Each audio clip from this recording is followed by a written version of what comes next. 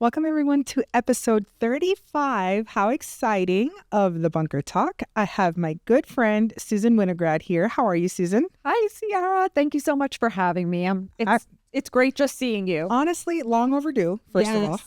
I agree. I had to come and be a guest on your podcast to hang out with you. We have to schedule it. Yeah. You do. Tell everybody, Susan, who you are, what you do, all that good stuff. My name is Susan Winograd, a good friend of Ciara's and proud to be. I am a pelvic health and wellness physical therapist, and I own a company called Pelvicore Rehab and Wellness. And I am the proud founder and owner of Pelvicore for the last 10 years. I've been a physical therapist for 30. I had another business before Pelvicore, and then I found my calling. I love that. Oh, how exciting. Yeah. We'll definitely talk about that. Yeah. Tell everybody about those services that you guys offer there and why. Why did you end up opening Pelvicore? So I'm going to tell you a very long story in a short version. Okay.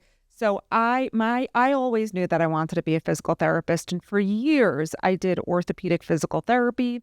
I had a business called Home Advantage Rehab where I went to people's homes and provided outpatient physical therapy in people's homes. And I was really happy. It was going well.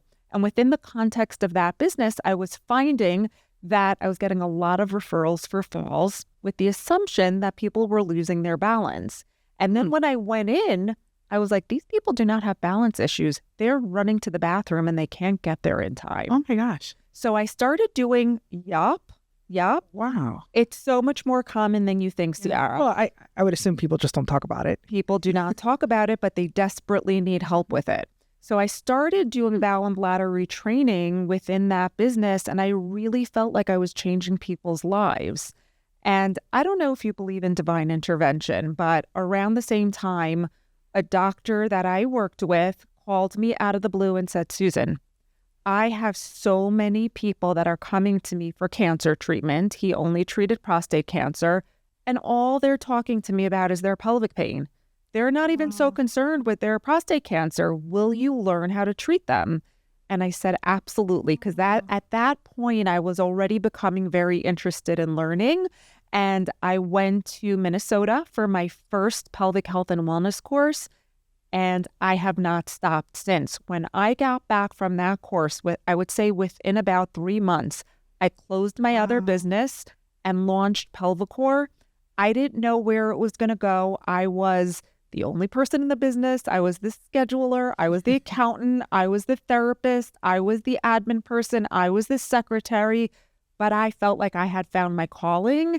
And my dad always told me if a turtle doesn't stick its neck out, it won't get anywhere. And I felt like this was an opportunity that I needed to take, and it was the best decision I've ever made. That is incredible. First of all, thank you for the passion and the care for human beings, right? Like being willing to get into something that can change people's lives that nobody does. I was going to say, I've never heard of this specialty. Obviously, I'm not in that field, and we're going to talk about that. But first of all, that's incredible. That is an incredible story. And I love that your dad's saying that's so true, right? It's pretty basic, but so true. Yeah. Do you want to hear another funny story about my dad? Please. Totally unrelated, but it's hysterical. My dad is a proctologist, and he used to have an office in our house in the upstairs and a big sign in the garage that said, enter in the rear. Can't make this stuff up. Oh, he had a sense of humor too. He had a sense of humor. That's so funny. Yes, and he had a lot of good content to create jokes. I was going to say, it's funny because I had a drafting teacher. I was in drafting in high school he would always threaten the kids in the class with like, do I need to send you to the proctologist so they could find your head? Yeah. And I'm like, oh my God. Oh, my dad would love that one. So funny. That's so funny. Yeah. There are a lot of us. I think that, yes, and we're a growing community. And as a pelvic health and wellness community, we're also passionate about education because it's important. It's important, and we have to let everybody know that what may be common is not normal and that there is help for it. Yeah, because even offline before we started recording, we talked a little bit about the stuff that you do, and it's like nobody talks about it. Yeah. People are embarrassed to ask certain questions. And we're talking about YouTube and how it helps in business. And I think That's why people use engines like YouTube, search engines, to look for this stuff before they have to call another human being, because it's embarrassing. Correct. And just to add to your point, I cannot tell you how many clients come into my office, sit down, and I start having a conversation with them before I even lay hands on them. And they say, I feel so much better already. And I look at them and I'm like, but we haven't done anything yet. And they look at me and they say, well, you're going to help me. And I know that help is on the way and you're listening. And I've never told anybody about this. That's so sad. Yeah. That is so sad. And I think it's also a level of shame too, right? Because maybe they feel like they're the only ones feeling it or going through that. Yes. Let's talk a little bit about the practice. So I know, so you're not a med spa. We are absolutely not a med spa. Let's talk about that. Physical therapy clinic. So I think what a lot of people don't understand is that pelvic health and wellness is a niche in physical therapy. It is physical therapy. Your pelvic floor muscles, it's like any other muscle in your body, like your biceps, your triceps, your quads, your hamstrings, and they respond to physical therapy just like any other muscle in your body. But our niche really deals with bowel, bladder, digestion, and sexual dysfunction. So that's where we kind of zone in. I think what the misconception is and what people really have to understand is that there is no part of your body that lives in isolation. So really getting to the root cause of bowel, bladder, and sexual dysfunction requires a whole body approach and really looking at every system in your body. And that's really what makes us different. Of course, we want you to feel good, but we're not looking at anything in isolation. It's not a spa that you're coming just to feel good. You're getting to the root cause of what's going on with you using a comprehensive approach with people that are experts in physical therapy. I love that. I love that. And I know you say there's a lot of you, but I'm 41, so maybe it's new for me age-wise. I don't know how young people start going to you. We actually have teenagers, believe it or not. There are a lot of us. I don't think there are a lot of us that practice the way that Pelvicore rehab and wellness does, but I do have a certain bias. Okay. I think it's real. I think it's good. I hope so. Because I've been talking about it for 10 years. I love that. So not a med spa, right? So no.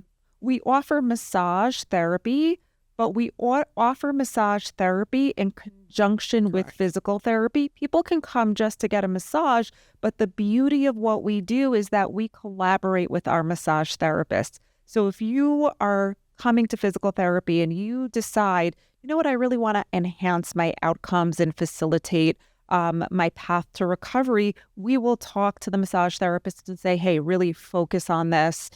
Pay attention to this muscle, do some of this stretching. So there's a huge collaborative effect. We really focus on injury recovery and injury prevention. Of course, that occasional pamper yourself is great, but that's really what our focus is. And we also offer hormone replacement therapy. You can go to so many places for that, but you're going just for that. We do hormone replacement therapy, I believe, in a way that's different than anywhere else. How?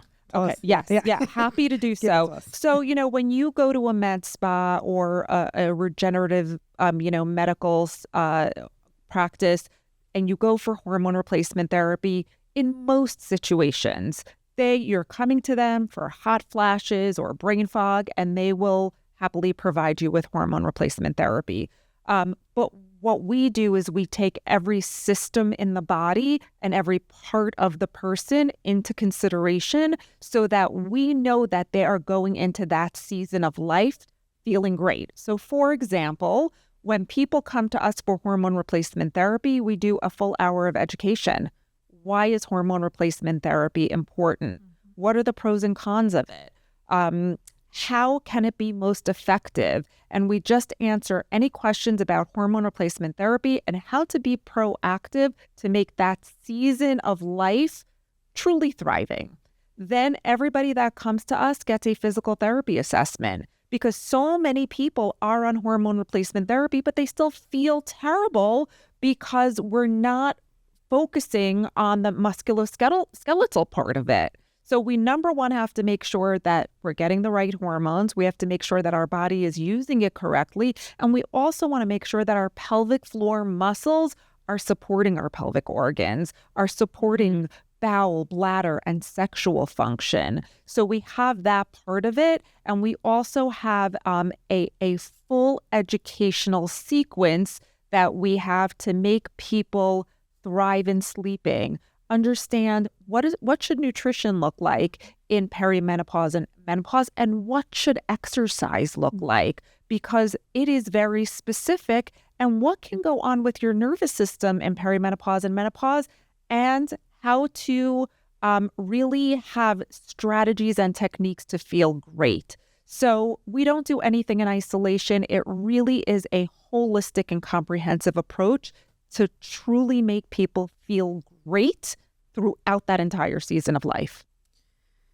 I think this is so fascinating to me, because I don't, and I know that you live in this world, so you might hear about it a lot, but I always hear, and maybe it's, again, my age, I'm coming into my 40s, I'm in them already, but I always hear about people, women prior to me, right?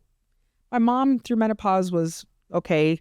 She had a couple of years that were rough, but like nobody, there's not a doctor that talks to a woman about menopause. There's no education around it. There's no, perimenopause, I had never even heard of it, probably till like I joined the Daily Drip, right? That like women are sitting around talking about how they're feeling and the stress of business and, you know, the effects it has on their health, all of that stuff. Like what should a woman do that is looking for information that feels isolated? Because I think most people, when it comes to your health, I think you feel you're the only one that feels those things. Yeah. So that's a great point. So I think number one is to listen to your body. That's and I feel like that's like a normal, a regular doctor, your regular PCP is like, yeah, you get the I cannot tell you how many I'm not making this up, clients that go to doctors in perimenopause and menopause and say, I'm so stressed, I have brain fog, I can't sleep. And they're like, just have a glass of wine. You know, that's not the answer. No. Or take a deep breath. If it were that easy, we would all be Nobody fine, would be stressed. Right. So the first thing I tell people is listen to your body. And it's not always those classic menopausal symptoms that people have. It could be, you know, you feel that severe brain fog. You could have, you know, indigestion. You could have urinary incontinence. You could have, you know, very, very low libido. It could be nausea. There's so many things. And I think that once you identify that what you're feeling is not normal, then you have to start going on the journey of information. And the information really is out there. You have to be your own best advocate. But I truly think, and this is my soapbox, I think that women should start taking care of themselves right after they get, you know, go through their menstrual cycles. I think we need to start teaching women's health in school so that women can understand that, because you know, there are so many doctors that I hear of and they're like, yeah, we got an hour of menopause education in medical school. I can tell you honestly, I may have learned it in PT school, but I don't remember learning it. But there are a lot of us out there that have committed and are passionate to making this a holistic part of pelvic health, because when you're feeling something that's not normal, your body is meant to heal and there is help for it. So what you can do is, number one, listen to your body. Number one, start researching, interview people. Why are you passionate about this? What's your approach? Mm-hmm. And talk to your friends about it. Chances are, if you feel something, other people are feeling it too. And it really can be liberating. It really can connect you with people, and ask them for resources. What have you done? Right. If you haven't done anything, why haven't you done anything about it?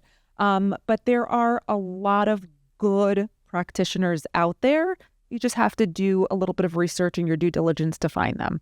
Can I answer your question? Yeah, absolutely. And I think that it starts with knowing what you're feeling, Yeah. right? And I think that alone is difficult because they don't teach you how to do that, right? Yeah. Sometimes speaking from experience, it's kind of like you just got to keep going. Right. It doesn't matter that I feel this. It doesn't matter that I have, I have brain fog for a year. Oh, it must be carbs. I'm eating carbs.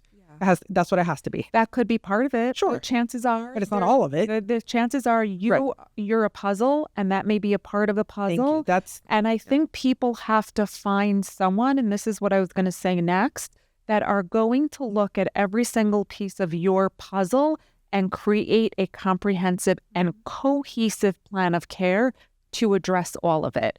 If someone does tell you when you're stressed or can't sleep to have a glass of wine, listen to your intuition and know that's not the best advice. And keep moving forward until you find someone. Then I feel like trash the next day. Yeah. For drinking the glass of wine because I can't have one. I got to have two. Yeah. And then you feel like crap. And then I feel like crap the next day. Yeah. I can't sleep. I get hot flashes in my sleep if I have wine. It's correct. It's not fun. But even that has changed turning 40. Yes. The way my body responds to alcohol. Yes. I was just talking to someone about it. It's tragic. It's tragic. I used to love red wine. Now I can't drink red. I get indigestion. I wake up in the middle of the night. So then I transitioned to white wine. Then I couldn't tolerate white wine. And then I'm like, you know what? It's just not worth it. Then what are we doing? It's a sad truth, but you know what? You got to pick your bad. I feel better. It's funny. That is so funny too, because I started drinking wine late in life after a trip to Italy. And so I love a good red. I'm not a fan of the whites, but I really started feeling and I realized that I would drink so little of it. It doesn't take a lot for me to feel terrible. Yes. And so now I'll reserve it. Like if I'm eating a steak, I'll know, like I can't do it on a Tuesday because I feel bad Wednesday. It has to be the next day. I don't have anything planned. Yeah. So you are doing exactly what we tell people to do, actually. It's about the 80-20 rule. It's about learning what works for your body and making controlled decisions about when you're going to go into that 20%. So my husband and I go do staycations in South Beach all the time.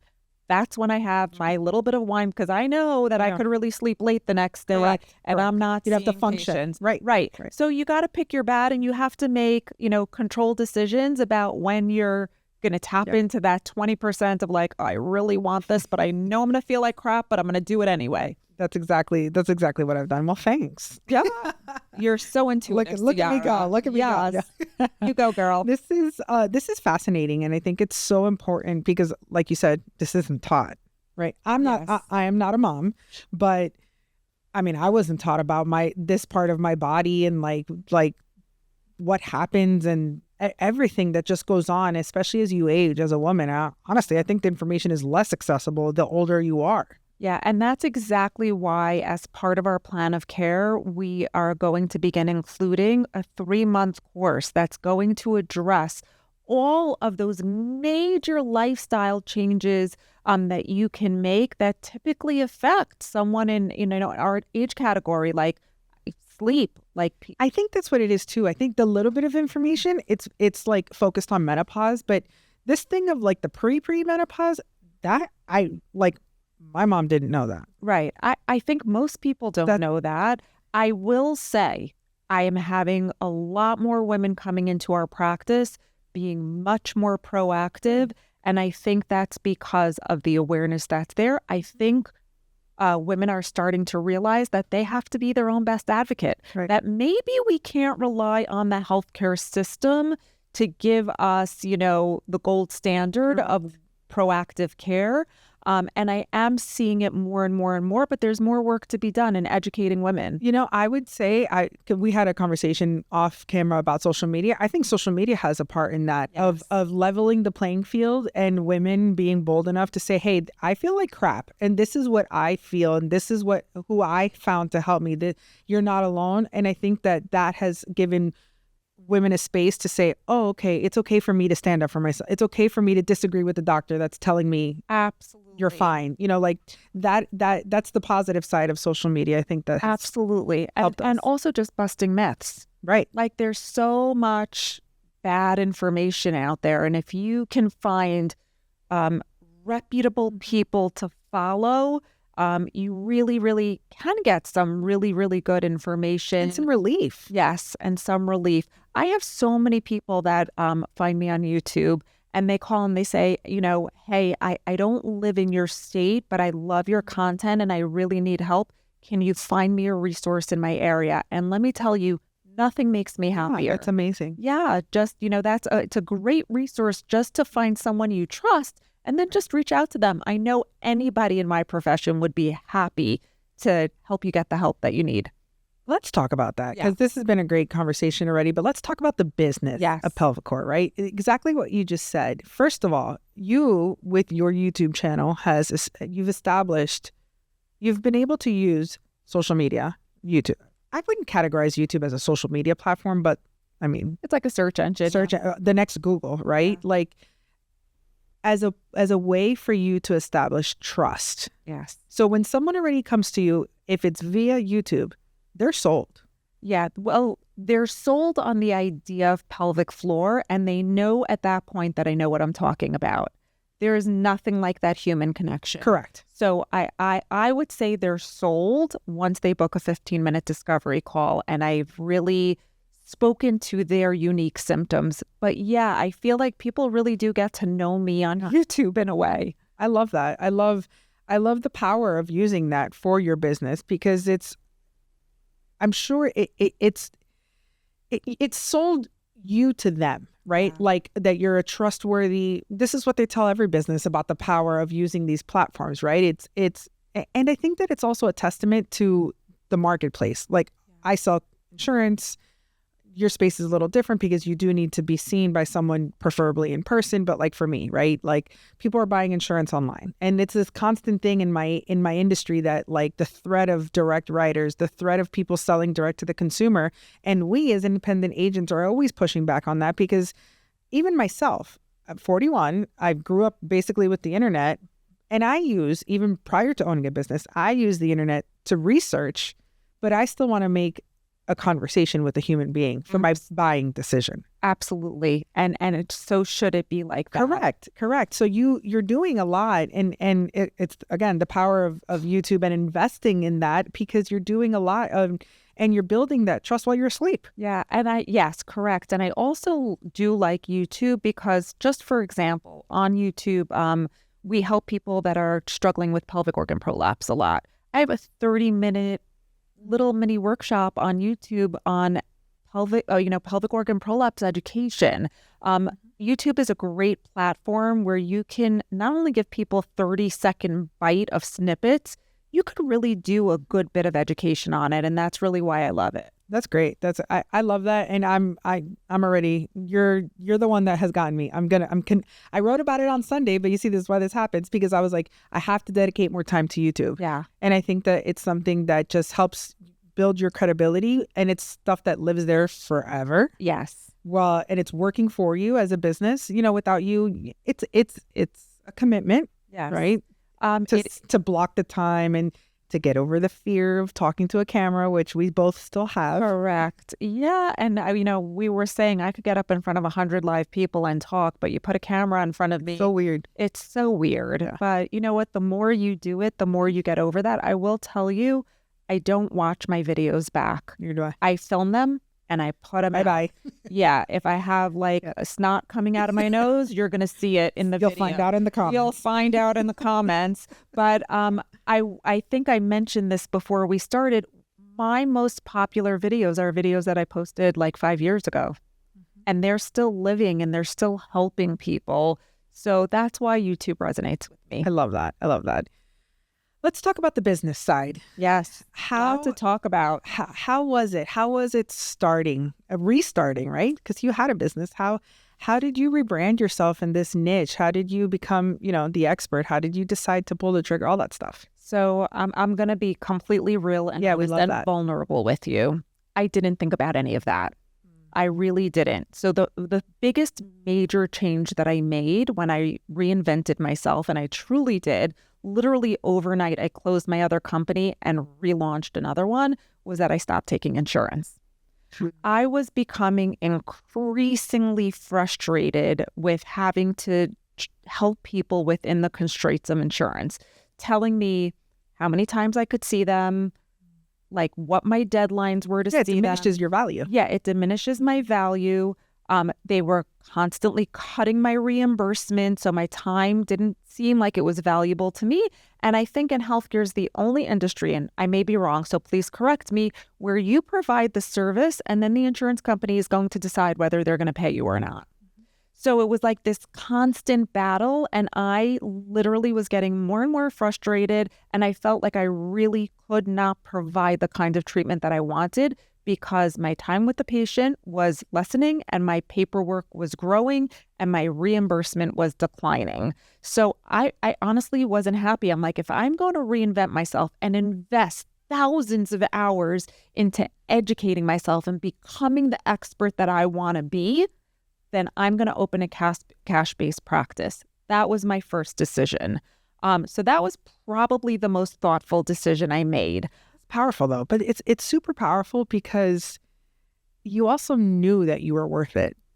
Yeah. You knew, first of all, you invested in yourself, which I always tell people, like, you can't just ask for a big number and think your services are great if they're not great. Like, you have to be the tactical professional that you're claiming to be. Yeah. Otherwise, people are going to find out. Absolutely. And I'm also a healthcare provider, and I knew that I would not be able to deliver the kind of care that I needed to if I was not emotionally and mentally healthy myself. And I know it sounds dramatic, but dealing with an insurance-based company was wearing my nervous system down, and I wasn't happy. So I'm like, if I'm going to reinvent myself at 40, then I have to do it in a way that feels right to me, and that's going to allow me to deliver the kinds of care that I want to. What incredible awareness, though, Susan. That's fantastic. Well, when your husband and kids say you're extraordinarily grumpy, you're not taking the toll on you. Yeah, you're not going to put yourself in a situation that's going to recreate that. But yeah, I did have that awareness and some good mentors. Sure. And some really good mentors. Other than that, Ciara, I had no plan. And that's the thing that I'm going to be honest about. And that's the thing that I would caution other people about. I didn't really treat it as a real business. Everything, and I was blessed. I opened Pelvicore. I put my shingle up. I didn't know how it was going to go. Like, I really didn't have a business plan. I knew I loved this. I knew this was my purpose. I rented one room in a physiatrist's office. And I was like, okay, let's see how it goes. And then within a year, I hired another full-time therapist. And then a few years later, I hired an admin person. But everything I did was sort of reactive. I'm going to tell you something that is going to completely shock you right now. I didn't have QuickBooks until like a year ago. I did everything manually, pen and paper. It's ridiculous. But looking back, I really give myself a little bit of grace because I think part of every physical therapy education should be business training. Well, I think that needs to be a part of every business. Yeah. Like I got into this industry because my parents lost their corporate America jobs. And my dad had enough, took money out of their 401k, never owned a business, never sold a piece of insurance. Yeah. And we did very well. We had Allstates, we sold them, we opened another one, sold that one in 2018. Like, no doubt that we did well. But I always tell people in my industry, and when I present in my space, I always tell people, like, if we would have known what we didn't know, we would have been double as successful. Yes. Nobody talks about that. Nobody talks about that. And, years into the business, I wanted to join this really expensive business coaching group. It was very niche. It was a business coaching group for physical therapists and cash-based business. Oh my gosh. Yes. Check. So, but it was more money. I mean, the numbers seemed terrifying to me. So I called my brother-in-law, Eddie Solomon. He's the CEO and owner of Net at Work. And I'm like, Eddie, what do you think? He was like, it's like a no-brainer. You need to go to business school, So I did it. And from that moment on, I've always had business mentors and I've learned along the way. But for the first 5, 6, 7 years, every step in my business was reactive. And the biggest lesson I would tell people is have a plan, because if you have a plan, you can accomplish so much more and there are less bumps in the road. But that was my journey. I love that because it's I always see it on Instagram. Maybe it's like Denzel Washington or something, a clip of him saying it where it's like, you know, the 20 steps in the right direction is what matters, right? Because you could take 20 steps in every direction. Right. But Right. knowing where you're going is critical. Absolutely. Absolutely. But if you have started a business and you don't know where you're going, you still have time Yeah. to fix it. It's never too late. Correct. So, you know, we started, you know, we talked about this before. I've had so many business mentors and so many different platforms that have helped me. The best one so far, I'm going to give Nicole Mastrangello a shout out, has helped from the Daily Drip, has helped me transform my business. And what I'm learning is that it's never too late. And we tell that to people who are in, you know, physical therapy as well, people who have been struggling with symptoms for 10 years. And they say, is it too late? And it's never too late. So, you know, you can always take the bull by the horns. Yeah, we want to be proactive, but if you haven't been, we have to meet ourselves where we're at in the moment. Now's the time to be proactive. And then just move forward in the best way. How many employees do you have now at the state? So I have a patient care coordinator Zara, who literally I could not live without. She was... I've heard of her. I've heard she's amazing. Oh, Nicole told me. Beyond. Yeah. Can't live without her. She's my favorite person in the world, next to my husband.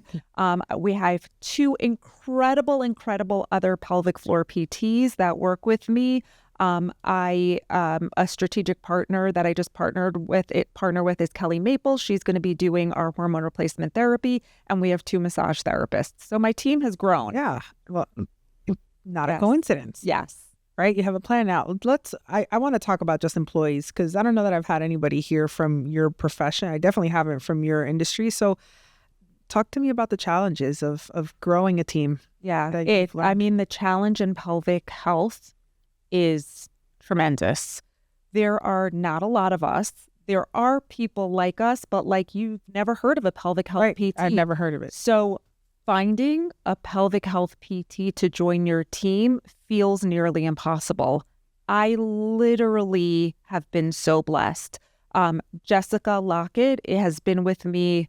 Oh God, Jessica, if I get this wrong, please forgive me. But probably since I started 8 years. I mean, she's been with me from almost the beginning, and it was just the right time at the right place. And she is has gifted hands and is the best thing that has happened to my practice. And then Jamie Green moved in from out of state. She found our website and called me.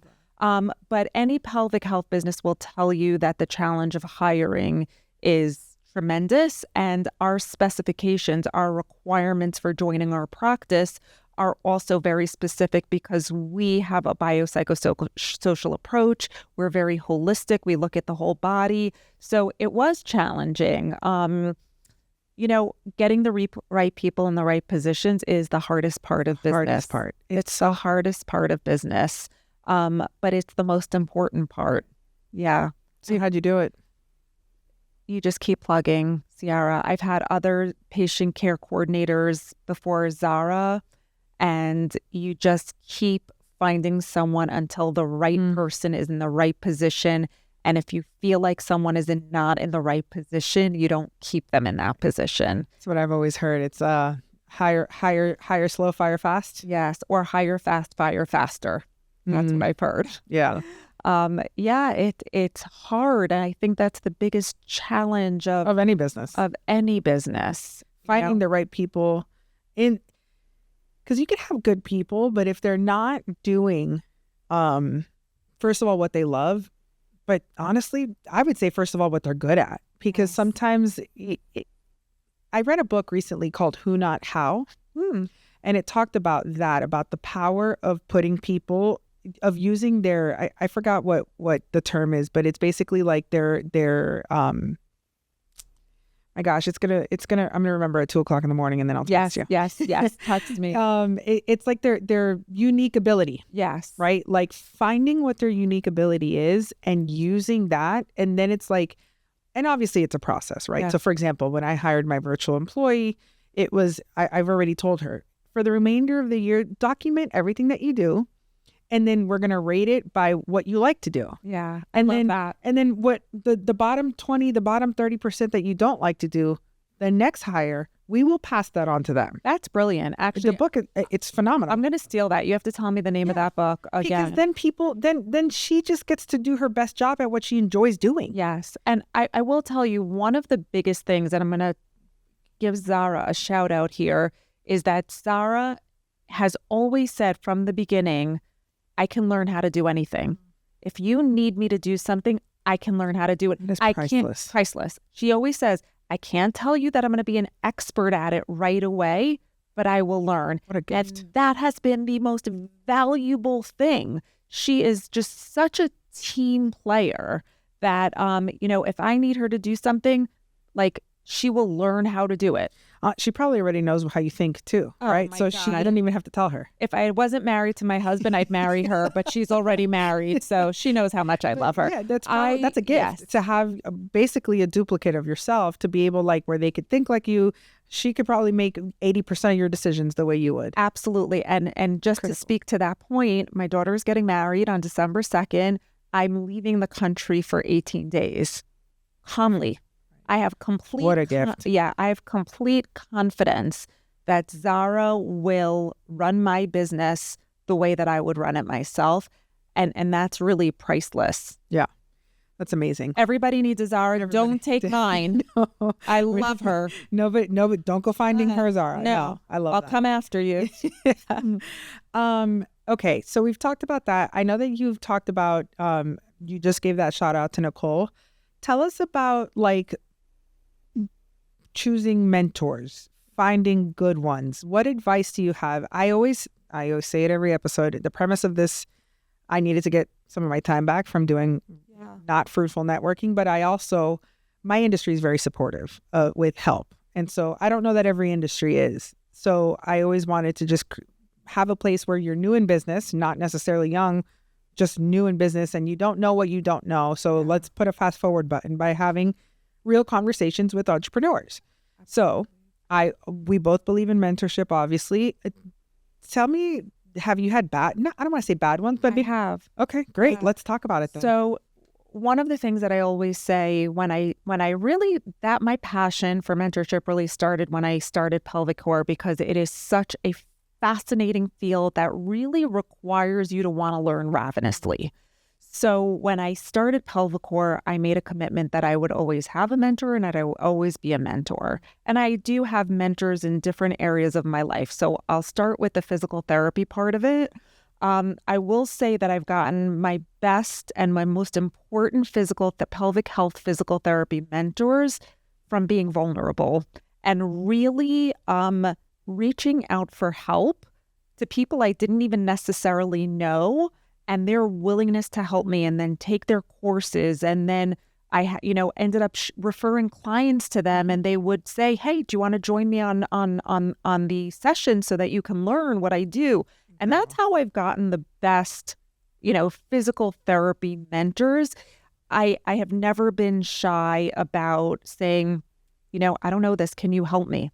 Can we just talk about it right there? Like, the amount of people that this fake it till you make it thing, I think in some aspects of your life, okay, maybe with confidence that works, right? Like carrying yourself like you got your life together, even if you don't, fine. Yeah. Fake it till you make it in that environment, but not in all. Yeah, it does not apply. Definitely not clinically when people are really relying on you to get better and really having the humility to say, you know what, I'm not sure about that, but I'm going to find someone who is. And asking for help. It's okay to ask for help in any aspect, even not in a clinical environment, just if you don't know how to network, find the person around you that knows how to network the best. Absolutely. And ask them for help. Ask them to go with you. Absolutely. Absolutely. So professionally, yes. Physical therapy wise, that's how I find those mentors.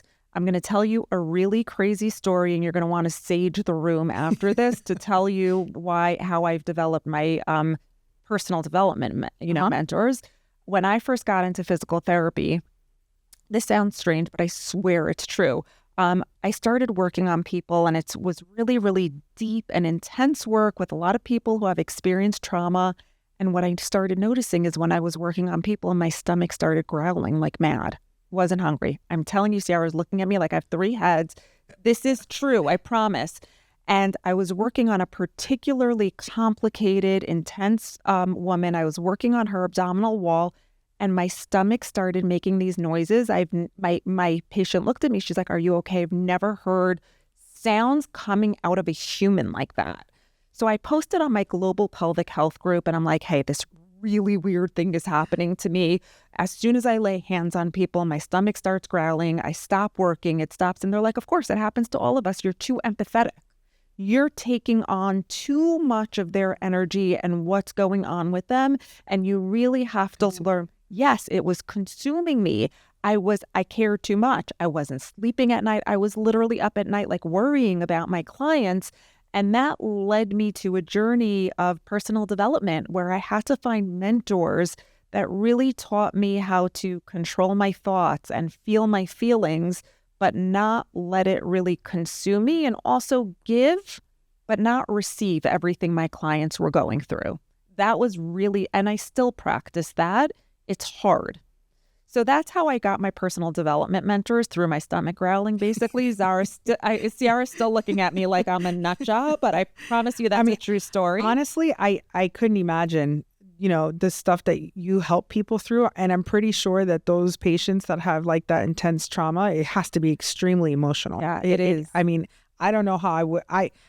I think somebody told me yesterday that I would have made a really good therapist. And I actually think I would have. I think you would have. But I think that I've always known I wouldn't be able to separate the two. And it's very hard. It's so hard. And it still is hard for me, but I've gotten much better at it. And then in business, I've had good mentors along the way. What I have found is that I kind of maxed out of these business groups.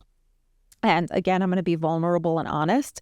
About 2 years ago, I decided I wanted to scale my business, and I fell into this mentorship group, and my intuition told me I shouldn't do it. This is not a right fit. It's not a right fit for you personally. It's not a right fit for your business. But I wanted to scale so badly that I fit a circle into a square, and that was the worst decision I made. So I guess what I'm telling you is that the best thing that I've done with mentors is to listen to my intuition. And the biggest single mistake that I made was taking on a mentor against my intuition. But I feel like that was a huge learning opportunity. I don't know where that I would be where I'm at now with Nicole Mastrangelo if I had not gone through that. I think I would have just, gone through that regular, like, okay, this is a good mentorship program for business. I'm learning. But because I went through that really, really bad experience, it really taught me to be very picky and to only work with people that you have the most respect for, and that you also wanted to surround yourself personally and not only professionally. That's some serious advice. Well, it's good. I really believe in helping people not make the mistakes that I made. I think that we actually have been talking a lot about this as at the think tanks, after the think tanks, about just the world of business coaching. Yeah. And personal life coaching. It's big business. It's big business, and it's big business for a reason, because it's really easy to just take people's money. Yes. It's and it's funny because I had said there, and I actually made a post about it on LinkedIn last week about that, because it's like the time of the year, this is being recorded in November, where people are evaluating next year. What am I going to do with my business? Like you, right? Maybe they're thinking, I need to multiply this business. 2025 is the year. How am I going to get there? They recognize they need help. And it's just, the internet is a wild place where anybody can look successful. Yeah. And because I'm choosing. Exactly. I am choosing what I show about my day, my life, my clients, my money, everything. And it's like, it's this world of, it's just so easy to con people. And it's so expensive. If I tell you the price tag on that mistake I made, Ciara, you would faint. But it was, so compelling at the time. And what I think in retrospect, their MO is like, once you're with us for life. And when I met with Nicole that first time, she was like, my goal is to work with you and get you to a place where you can fly. That you're free. And I'm like, wow, what an interesting concept. Look at that. Yeah. And it's so funny too, because maybe had that experience not happened to you, something like Nicole or what she's telling you sounds maybe too simple. Yeah. Maybe too easy, too good to be true. But what you found was the opposite. Yeah. And in a lot of business groups, they want to keep you there. Right. There's level 1 and level 2 and level 3. And I get that. You need a mentor, but and they serve, and some of them serve me really well. You have to recognize that it's a right fit for you and know when you've grown out of it. I was going to say there's always a season to that mentorship, and it should be something that builds you to go. It should equip you to do what you went for. Yeah, I mean, even in my physical therapy practice, when people come to me, they always say, how long is this going to take? I'm like, I can't tell you exactly how long it's going to take, but I'm going to make sure that we're not wasting any time. And that my goal for you is that you're not in physical therapy for life. Mm-hmm. You're in physical therapy now, so you can do life for the rest of your life. Right. I love that. This has been so fascinating. And I thank you so much for being so honest and vulnerable. And it's definitely going to help someone, because there's just, not only on the healthcare side, but there's just so much bad business out there, and entrepreneurship is not for the faint of heart. You need to have a lot of grit, and I really, the Daily Drip has been the single best investment and the single best community, and I feel like if anybody's listening to this and needs a community, absolutely, Daily Drip is for you. But find your people and find people that want to elevate you and listen to your intuition. You make it sound so easy, but we both know it's not. It's the hardest thing to do. Oh my God. I always say the last good night of sleep I got was the night before I opened my own business.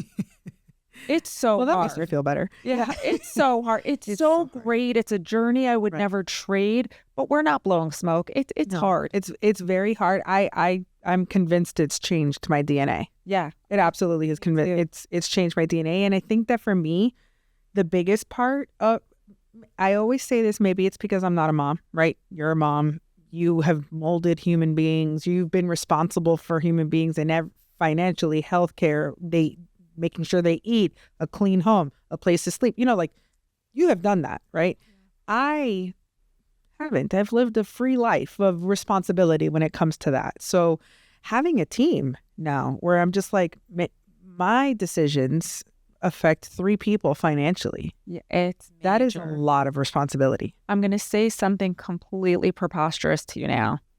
Being a mommy and having 4 children and 2 grandchildren and cultivating humans and raising them and being responsible for them felt much easier to me in a way than being an entrepreneur, and being responsible and feeling that burden. And I shouldn't say burden, but of, creating business for other people, that's like a different level. So I feel you. I don't know I don't think it has anything to do with other areas of your life. It's real. Well, thank you. And I feel like it's a level of vulnerability that it's on display, because it's like, I heard a quote too where it's like, if something goes wrong in your business as the leader, it's your fault. And when something goes right, it's the team. Right. That gets, and that is the mindset that you want to have.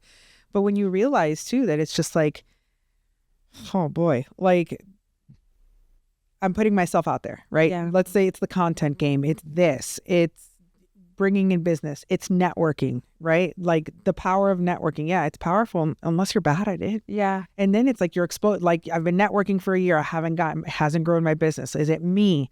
It's very just like it. You're opening yourself to areas of your life that nobody ever would have seen if you're not an entrepreneur. Correct. That's exact. Thank you for summarizing all of what I was trying to say. It's very raw. And then your decisions affect, households and families. Yeah. And I think for people like us who truly care about their team, we take it very seriously.